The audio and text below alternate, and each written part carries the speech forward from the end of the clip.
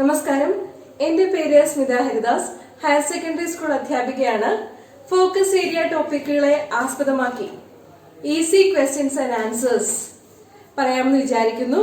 ഈ ക്ലാസ്സുകൾ ശ്രദ്ധിച്ചാൽ എളുപ്പത്തിൽ മാർക്ക് സ്കോർ ചെയ്യാനാവും. കൂടുതൽ ചോദ്യങ്ങൾ കുറച്ച് സമയം കൊണ്ട് വായിച്ചപഗ്രഥിക്കണം എന്നിരിക്കെ എല്ലാ സെഷനുകളിൽ നിന്നും പരമാവധി ചോദ്യങ്ങൾ പരിചയപ്പെടുത്തുക എന്നതാണ് ഉദ്ദേശിക്കുന്നത്. എല്ലാ ചാപ്റ്റേഴ്സിൽ നിന്നും പരമാവധി ചോദ്യങ്ങൾ പരിചയപ്പെടുത്തുക. പ്രിയപ്പെട്ട സ്റ്റുഡൻസിന് എന്റെ ക്ലാസ്സുകൾ പ്രയോജനപ്പെടും. പരമാവധി മാർക്ക് എല്ലാവർക്കും നേടാനാവും എന്ന് പ്രത്യാശിക്കുന്നു. ഇന്നത്തെ ക്ലാസ്സിൽ ഇലക്ട്രിക് ചാർജസ് ആൻഡ് ഫീൽഡ്സ് എന്ന ഒന്നാം പാഠത്തിലെ ഈസി ക്വസ്റ്റ്യൻസ് ആൻഡ് ആൻസേഴ്സ് ആണ് ഉൾപ്പെടുത്തിയിരിക്കുന്നത്. ആദ്യത്തെ 4 പാഠങ്ങൾ പരീക്ഷയിലെ കീ ചാപ്റ്റേഴ്സ്, ഏറ്റവും പ്രധാനപ്പെട്ട അധ്യായങ്ങളാണ്. അവ പ്രത്യേകം പഠിക്കണം. എല്ലാവർക്കും ക്ലാസ്സിലേക്ക് ഒരിക്കൽ കൂടി സ്വാഗതം. ഫോക്കസ് ഏരിയ ടോപ്പിക്സ് 4 ചാപ്റ്റേഴ്സിന്റെ വളരെ ഡീറ്റെയിൽഡ് ആയിട്ട് തന്നെ അപ്ലോഡ് ചെയ്തിട്ടുണ്ട്. അത് കാണണം. പ്ലേലിസ്റ്റിലും അപ്ഡേറ്റ് ചെയ്തിട്ടുണ്ട്. എല്ലാവർക്കും ഓൾ ദി ബെസ്റ്റ്. ഒന്നാമത്തെ ചോദ്യം, how many electrons are present in 1 coulomb of charge? ഇത് quantization of charge Q equal to NEയുടെ ആപ്ലിക്കേഷൻ ആയിട്ട് വർക്കൗട്ട് ചെയ്യാവുന്നതാണ്. നമുക്കറിയാം, ഒരു വസ്തുവിനെ ചാർജ് ലഭിക്കുകയോ നഷ്ടപ്പെടുകയോ ചെയ്യുന്നത് ഇലക്ട്രോണിക് ചാർജിന്റെ ഇന്റഗ്രൽ മൾട്ടിപ്പിൾസ് ആയിട്ടായിരിക്കും. അതായത് Q ഈക്വൽ ടു NE. ഇവിടെ എത്ര ഇലക്ട്രോണുകൾ 1 കൂളം ഓഫ് ചാർജിൽ ഉണ്ടായിരിക്കും എന്നാണ് ചോദ്യം. So N equal to Q by E എന്ന് ക്വാണ്ടൈസേഷൻ ഓഫ് ചാർജിന്റെ ഇക്വേഷനിൽ നിന്നും എഴുതാം. Q 1 കൂളമാണ്. ഇലക്ട്രോണിക് ചാർജ് 1.6 × 10⁻⁻19 കൂളമാണ്. അത് വർക്കൗട്ട് ചെയ്യുമ്പോൾ നമുക്ക് കിട്ടുക 6.25 × 10⁻18 എന്ന നമ്പർ ആയിരിക്കും. അത്രയും നമ്പർ ഓഫ് ഇലക്ട്രോൺസ് ആയിരിക്കും 1 കൂളം ഓഫ് ചാർജിൽ ഉണ്ടാവുക. ഓക്കെ, രണ്ടാമത്തെ ചോദ്യം, unit of electric flux. Unit of electric flux newton metre square per coulomb എന്നുള്ളതാണ്. ഇത് ഗോസസ് ലോയുടെ സ്റ്റേറ്റ്മെന്റിൽ നിന്ന് എഴുതാം. Flux phi equal to surface integral vector E dot vector ds. Electric ഫീൽഡിന്റെയും ഏരിയയുടെയും പ്രോഡക്റ്റ്, ഡോട്ട് പ്രോഡക്റ്റ് ആണ് എടുക്കുന്നത്. ഇലക്ട്രിക് ഫീൽഡിന്റെ യൂണിറ്റ് ന്യൂട്ടൺ പെർ കൂളമാണ്. ഏരിയയുടെ യൂണിറ്റ് സ്ക്വയർ മീറ്റർ ആണ്. അങ്ങനെ ഫ്ലക്സിന്റെ unit newton metre square per coulomb എന്ന് കിട്ടുന്നതായിരിക്കും. അതല്ലെങ്കിൽ Q/ε0 എടുത്തിട്ടും ഇക്വേഷൻ കണ്ടുപിടിക്കാവുന്നതാണ്. പക്ഷേ ഇലക്ട്രിക് ഫീൽഡിന്റെ ഏരിയ എന്നുള്ള കൺസെപ്റ്റില് ഫ്ലക്സിന്റെ യൂണിറ്റ് ഓർത്തിരിക്കുന്നതായിരിക്കും എളുപ്പം. മൂന്നാമത്തെ ചോദ്യത്തിലേക്ക് കടക്കുന്നു. Torque experienced by a dipole placed in a uniform electric field is. ടോർക്കിന്റെ മാഗ്നിറ്റ്യൂഡ് എഴുതിയാൽ മതിയാകും. Tau equal to PE sin θ. അപ്പം ഒരു ഡൈപോൾ എന്താണെന്ന് നമുക്കറിയാം. It is a system of equal and opposite charges separated by a small vector distance. അപ്പൊ അതൊരു external electric ഫീൽഡില്, യൂണിഫോം എക്സ്റ്റേണൽ ഇലക്ട്രിക് ഫീൽഡിലാണെങ്കിൽ പോസിറ്റീവ് ചാർജിലും നെഗറ്റീവ് ചാർജിലും അനുഭവപ്പെടുന്ന ഫോഴ്സ് ഈക്വൽ ഓപ്പോസിറ്റ് ആയിരിക്കും. അപ്പൊ അവിടെ ഒരു റൊട്ടേറ്റിംഗ് ഇഫക്റ്റ് ഉണ്ടാകും. ആ റൊട്ടേറ്റിംഗ് ഇഫക്റ്റിനെയാണ് ടോർക്ക് എന്നതുകൊണ്ട് ഉദ്ദേശിക്കുന്നത്. ടോർക്കിന്റെ മാഗ്നിറ്റ്യൂഡ് വർക്കൗട്ട് ചെയ്യുമ്പോൾ കിട്ടുന്നത് PE sin θ എന്നായിരിക്കും. P എന്നത് ഡൈപോൾ മൊമെന്റ് ആണ്. ഈ ഇലക്ട്രിക് ഫീൽഡിന്റെ വാല്യൂ ആണ്. തീറ്റ ഡൈപോളിന്റെ ആക്സിസ് ഇലക്ട്രിക് ഫീൽഡുമായിട്ട് മേക്ക് ചെയ്യുന്ന ആംഗിൾ ആണ്. ഇതിന്റെ ഡെറിവേഷൻ ഒക്കെ വർക്കൗട്ട് ചെയ്തിട്ടുണ്ട്. വീഡിയോയുടെ ലിങ്ക് ഡിസ്ക്രിപ്ഷൻ ബോക്സിൽ കൊടുത്തിരിക്കാം. കാണാത്തവരുണ്ടെങ്കിൽ കാണണം കേട്ടോ. അടുത്ത ചോദ്യം, unit of electric field. Unit of ഇലക്ട്രിക് ഫീൽഡിന് 2 യൂണിറ്റ് പറയാൻ പറ്റും. ഒന്നാമത്തത് ന്യൂട്ടൺ പെർ കൂളം. ആ equation F equal to EQ. Unit ചാർജിൽ അനുഭവപ്പെടുന്ന ഫോഴ്സ്, അതിനെയാണ് ഇലക്ട്രിക് ഫീൽഡ് എന്ന് പറയുക. അപ്പോ അതിൽ നിന്നും ന്യൂട്ടൺ പെർ കൂളോം എന്നുള്ള യൂണിറ്റ് കിട്ടും. മറ്റൊരു യൂണിറ്റ് സെക്കൻഡ് ചാപ്റ്ററിൽ നിന്നും E ഈക്വൽ ടു -dV/dr.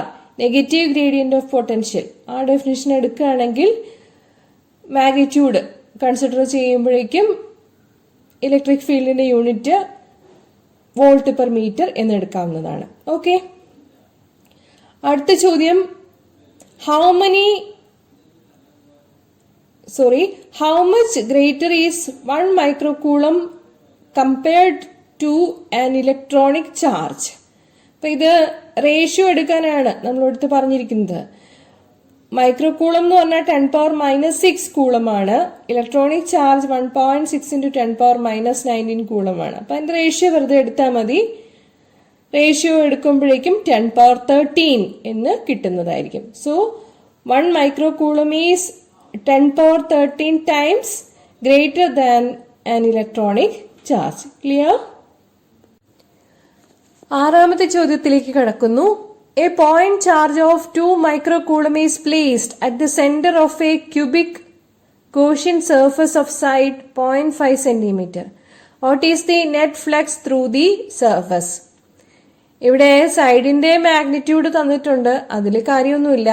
നമുക്ക് ഗൗസസ് തിയറം അപ്ലൈ ചെയ്ത് ഇതിന്റെ ആൻസർ കണ്ടുപിടിക്കാവുന്നതാണ്. Flux phi equal to 1/ε0 times the charge enclosed എന്നുള്ളതാണ്. Phi equal to Q/ε0.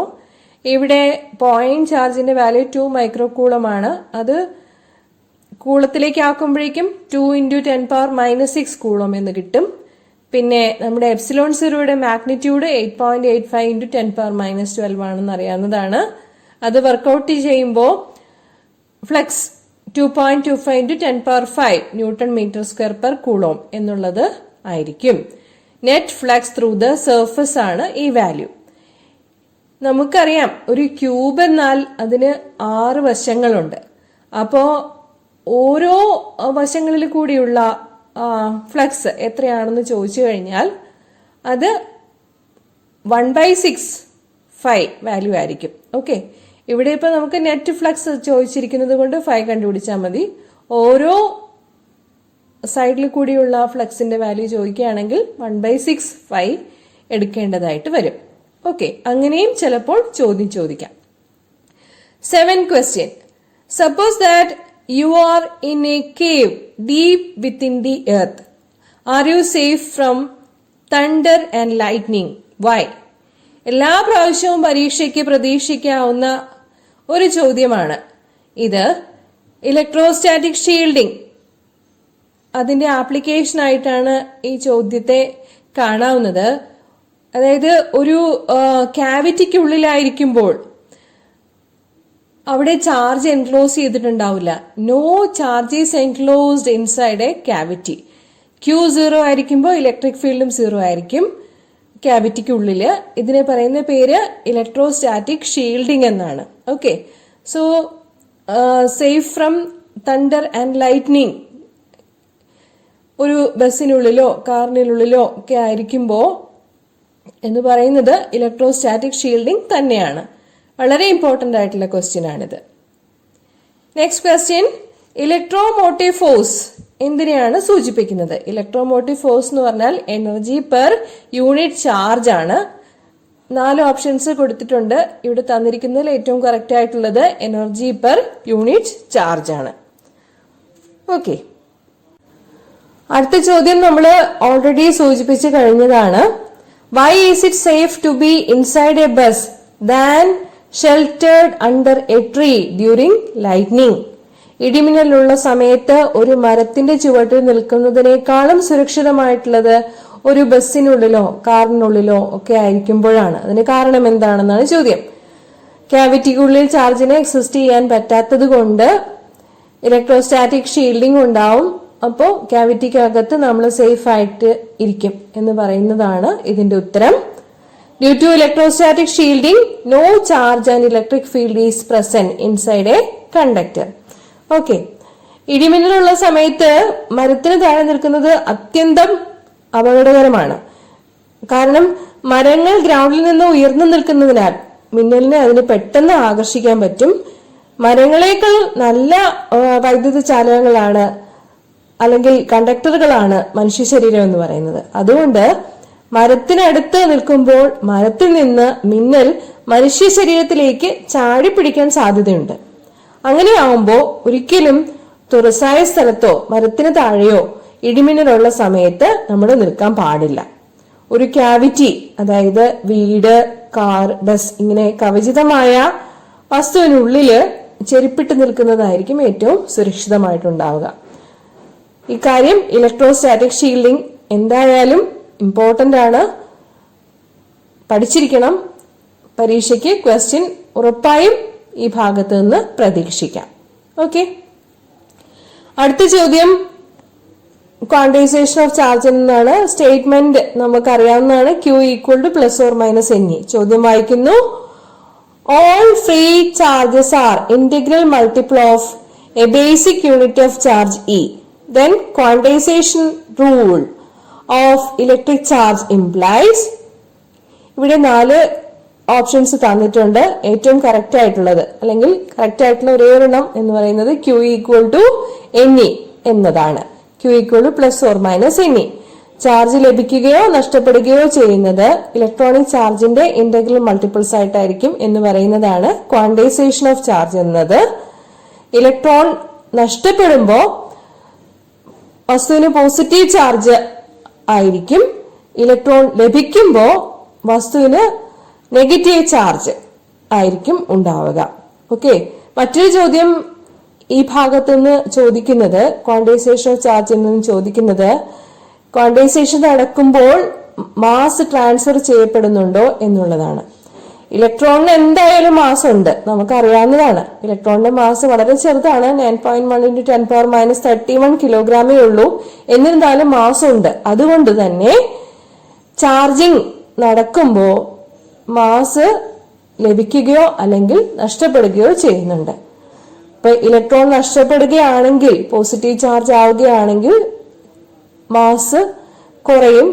Electron ലഭിക്കുകയാണെങ്കിൽ, വസ്തു നെഗറ്റീവ്ലി ചാർജ്ഡ് ആവുകയാണെങ്കിൽ മാസ് കൂടും. അതാണ് മറ്റൊരു ചോദ്യം ഈ ഭാഗത്ത് നിന്ന് പ്രതീക്ഷിക്കാവുന്നത്. ഓക്കെ, ഒരു എളുപ്പമുള്ള ചോദ്യം കൂടി പറയുന്നു. മാച്ച് ദ ഫോളോയിങ് ആണ്. ഇതെല്ലാം ഓൾറെഡി പറഞ്ഞു കഴിഞ്ഞ കാര്യങ്ങൾ തന്നെയാണ്. ഇപ്പോ A കോളത്തില് 4 കാര്യങ്ങൾ തന്നിട്ടുണ്ട്. Force, charge, electric field, dipole moment എന്നിവയാണവ. അവയുടെ യൂണിറ്റ് B കോളത്തിൽ നിന്നും എടുത്തെഴുതാനാണ് പറഞ്ഞിരിക്കുന്നത്. നമുക്കറിയാം ഫോഴ്സിന്റെ യൂണിറ്റ് ന്യൂട്ടൺ ആണ്. ന്യൂട്ടൺ സയന്റിസ്റ്റിന്റെ പേരായതുകൊണ്ട് യൂണിറ്റ് ആയിട്ട് എഴുതുമ്പോ n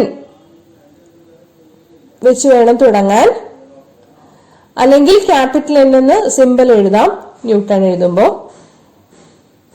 ഓക്കെ, പിന്നെ ചാർജിന്റെ യൂണിറ്റ് കൂളം ആണ്.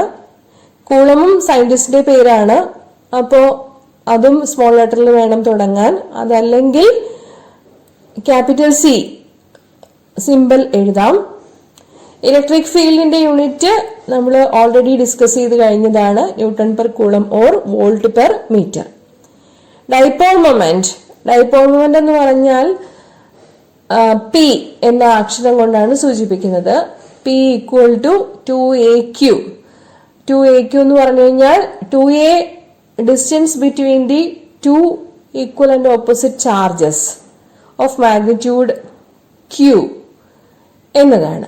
അപ്പം +Q ചാർജും -Q ചാർജും ഒരു സെപ്പറേഷൻ, വളരെ ചെറിയൊരു സെപ്പറേഷനിൽ കൺസിഡർ ചെയ്ത് കഴിഞ്ഞാൽ അതിനെയാണ് ഡൈപോൾ എന്ന് പറയുക. ഡൈപോൾ അതിന്റെ മെഷർമെന്റ് ആണ് dipole moment. Dipole moment measure ചെയ്യുന്നത് product of any one of the charges and the distance between the 2 charges ആയിട്ടാണ്. സോ P = 2AQ-ൽ നിന്ന് നമുക്ക് ഡൈപോൾ മൊമെന്റിന്റെ യൂണിറ്റ് കൂളോമീറ്റർ എന്ന് പറയാവുന്നതാണ്. കൂളോമീറ്ററും എഴുതുമ്പോൾ പ്രത്യേകം ശ്രദ്ധിക്കുക, C-യും m ആണ്. അപ്പൊ കൂളോമീറ്റർ എഴുതുന്നത് ഒരിക്കലും സെന്റിമീറ്റർ എന്ന് വായിക്കരുത്. C m ആവുമ്പോ കൂളം മീറ്റർ ആണ്. സെന്റിമീറ്റർ ആണെങ്കിൽ C-യും M-ഉം രണ്ടും സ്മോൾ ലെറ്ററുകളാണ്. ഓക്കെ, അപ്പൊ ആ കാര്യം ഒന്ന് പ്രത്യേകം ഓർമ്മിച്ചു വെച്ചേക്കുക. ഇതുപോലെ മറ്റധ്യായങ്ങളിൽ നിന്നും ഈസി ക്വസ്റ്റ്യൻസ് ആൻഡ് ആൻസേഴ്സ് നമുക്ക് തുടർന്നുള്ള ക്ലാസ്സുകളിൽ ഡിസ്കസ് ചെയ്യാം. ഇന്നത്തേതെല്ലാം വളരെ എളുപ്പമുള്ള ചോദ്യങ്ങളായിരുന്നു. ഇതൊക്കെ ഒരു പ്രാവശ്യം കേട്ടാൽ തന്നെ ഓർമ്മയിൽ നിൽക്കുന്ന കാര്യങ്ങളാണ്. പഠിച്ചിട്ട് പോകണം പരീക്ഷയ്ക്ക്. ഇത്രയും എളുപ്പമുള്ള ചോദ്യങ്ങൾ വന്നു കഴിയുമ്പോൾ അതിന്റെ മാർക്കൊന്നും മിസ്സാവരുത്. എല്ലാവർക്കും all the best. Thank you.